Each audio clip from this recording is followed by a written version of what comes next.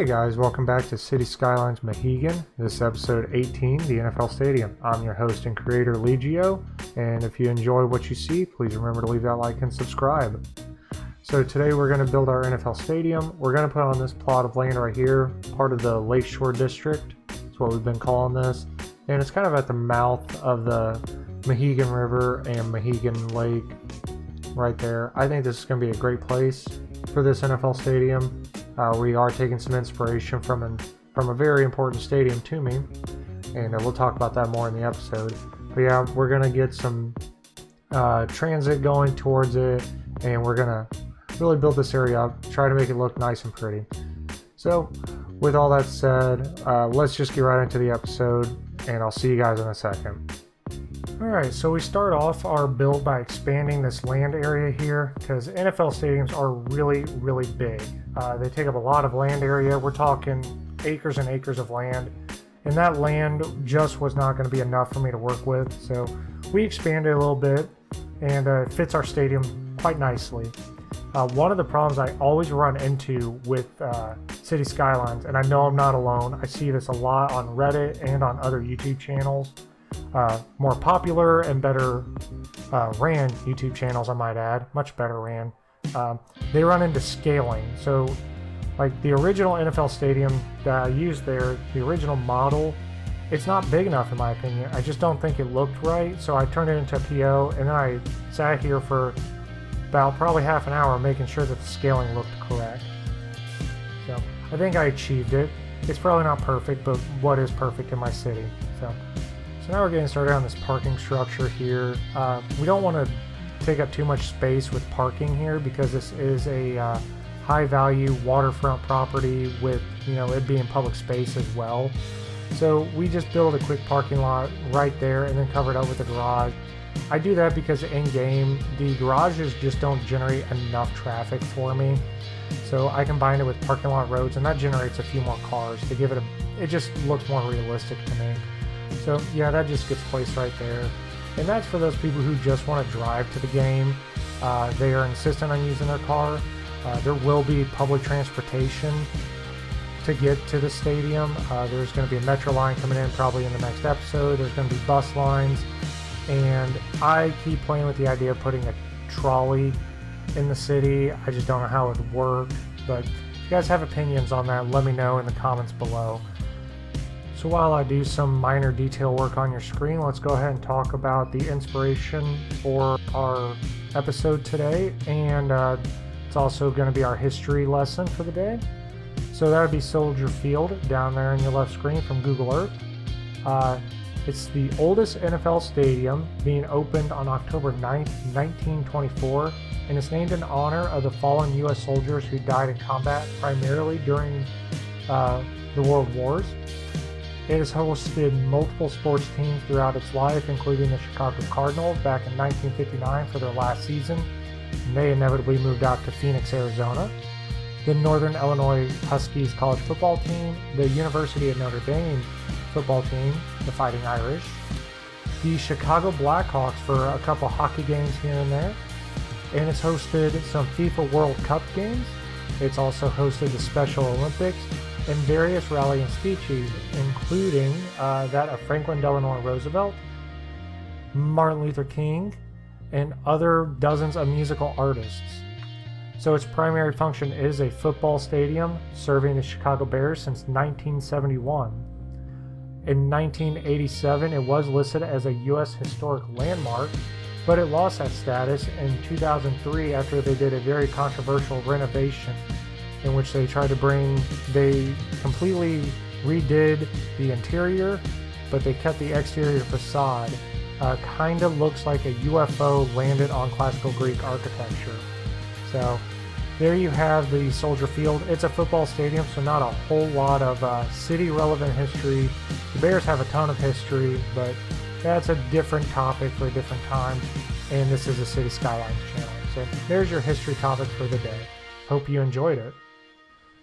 So we have this road here that is a bus lane road.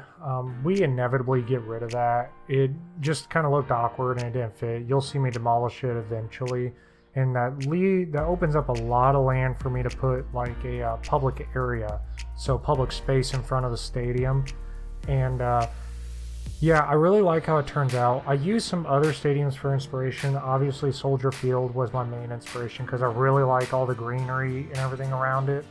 But on your screen now, I'll be showing some of the other stadiums I used for inspiration. I'm sorry if it's kind of loud. I have my window open and traffic's going by, and they are not going slow.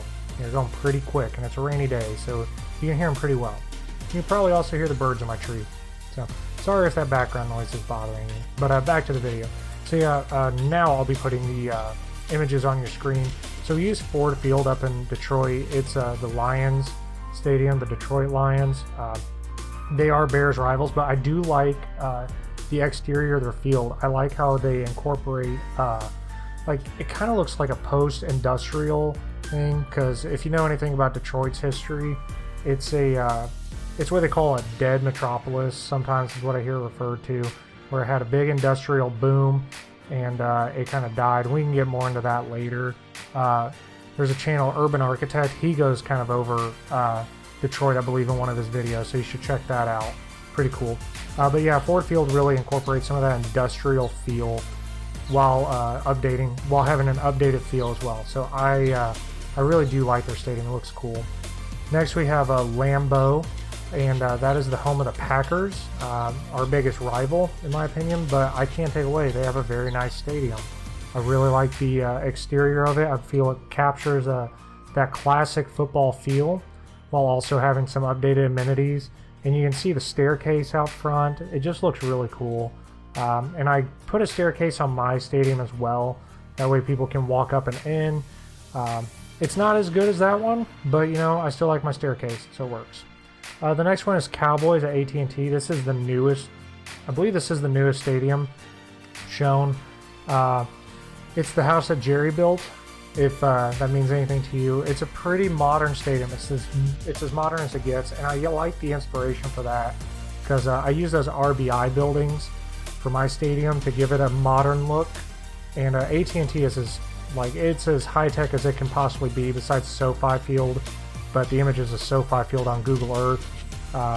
It's still under construction on Google Earth. It's finished now, but it's all under construction. It's all dirt basically, but there's a picture of it anyways. Little image of SoFi Field. And then we also used the Cleveland Browns Stadium, which is First Energy in Cleveland, Ohio. And I used it as a little bit of inspiration because it's right there on the waterfront as well. But they have a lot of parking lots, as you can see, and I didn't want that for my stadium. I wanted my stadium to be surrounded by green, so Soldier Field. But I do like their staircase, so I kind of use their staircase inspiration as well. So those are some of the stadiums that I use for inspiration for mine. I'm not saying mine's on level with theirs, but I do think mine is fairly nice. I'm pretty happy with my stadium. So alright, so with our history lesson done, hopefully you enjoyed that. We can talk about some stuff going forward. First, I want to apologize about the slow upload speeds. Basically, it just comes down to I had a lot of things going on. I know I've said that before, but it's the truth. I had some military stuff, and military isn't too understanding of YouTube videos. They want you to show up and do their stuff, so I had to go do their stuff. Work has been crazy, a lot of overtime and stuff with that, so I had to keep the lights on and go do work. And as a lot of people who play this game know, school. I finally graduated with my degree, so I am done with school for a little while, so at least that's cleared up. But, you know, I do like making these episodes, and I do like getting them out. When it takes me a long time to get them out, it bugs me a little bit. So hopefully going forward, I can get some good quality episodes coming out. And speaking of quality, if you haven't noticed, the audio, I think, has improved. I watched a few tutorial videos on the YouTubes, and I think the audio sounds a lot better. So going forward, I'm going to take what I learned and improve upon it. So hopefully the audio sounds good to you. Let me know in the comments if it sounds better, because I think it does, but I'd like some feedback on that. So yeah, let's talk about what we're going to do in the next episode, and then we'll get back to what's going on screen.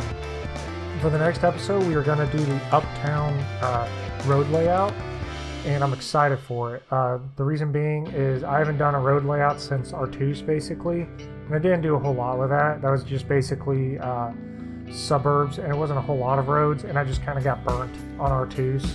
That's why I jumped back into the downtown.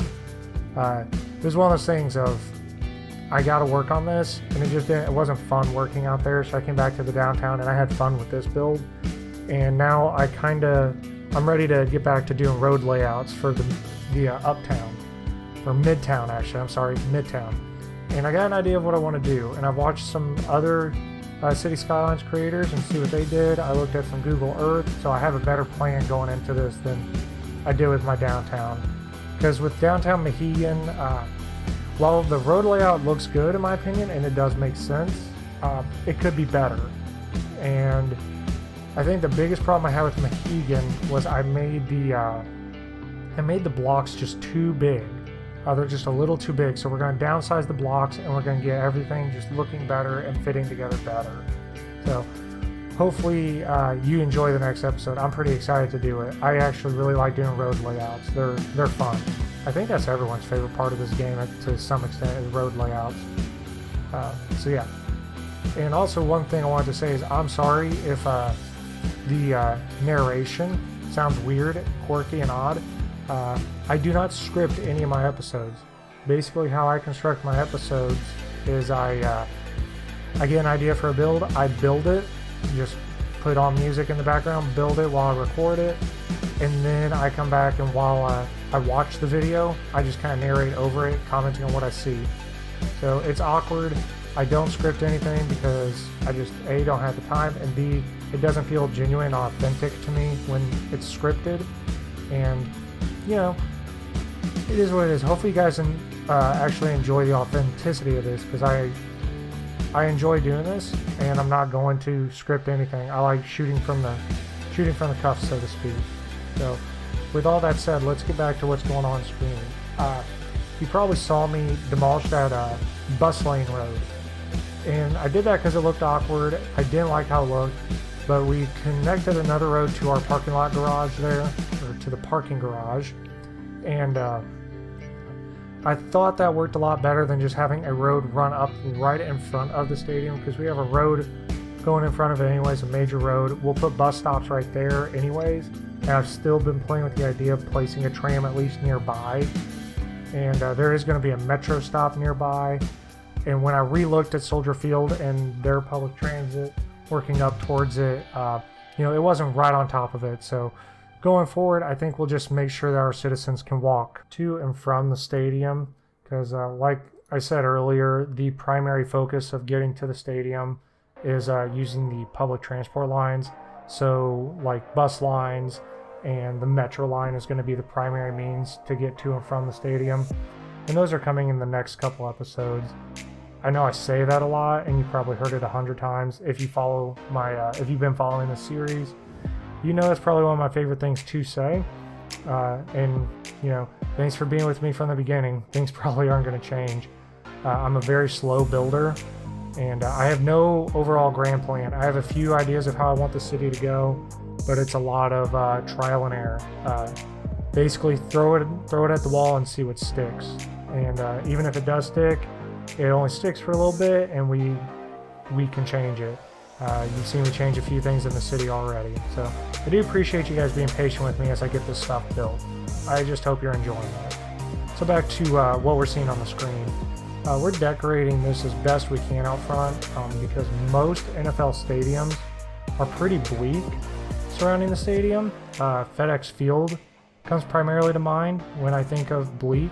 Like the area immediately around the stadium has some trees, foliage, and stuff like that. That's nice immediately around the stadium.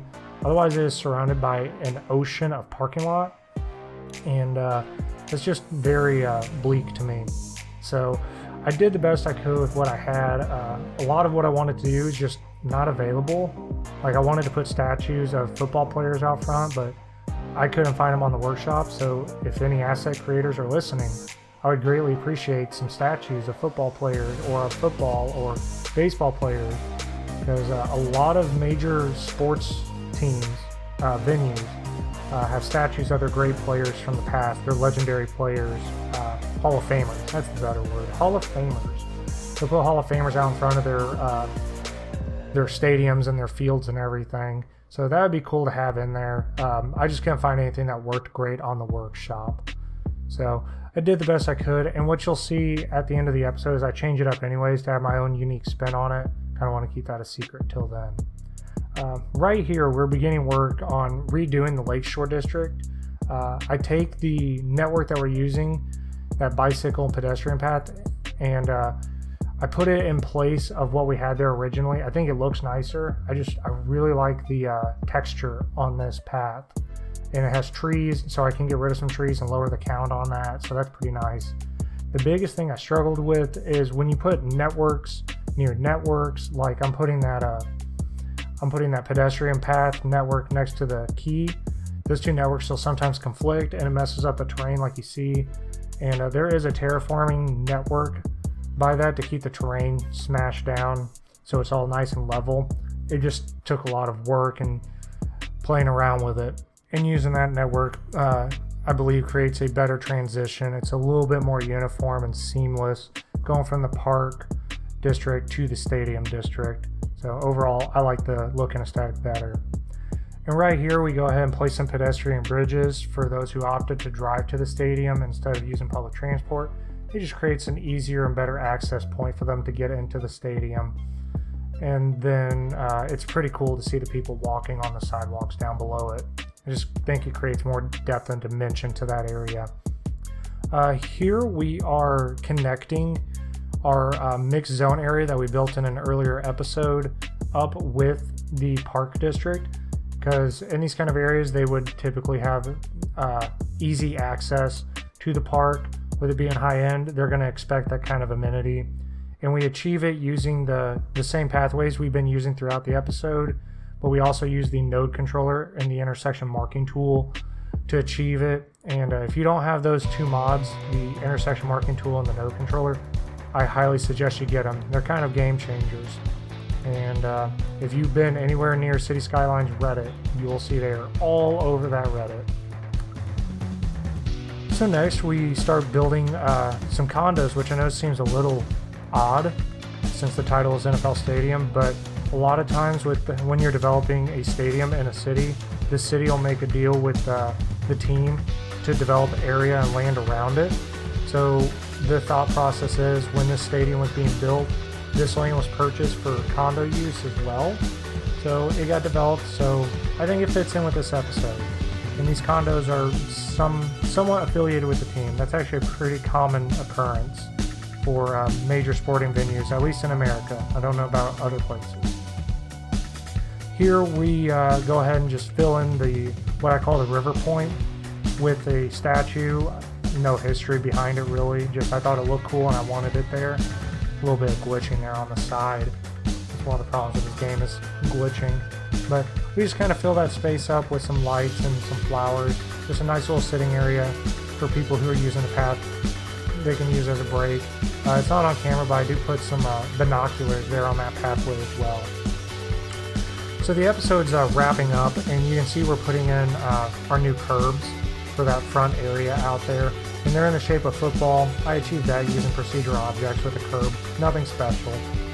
But with the episode wrapping up, we're not going to do a live play this episode. So again, if you enjoyed the episode, please remember to leave a like and subscribe, and I will see you in the next episode. Have a good day.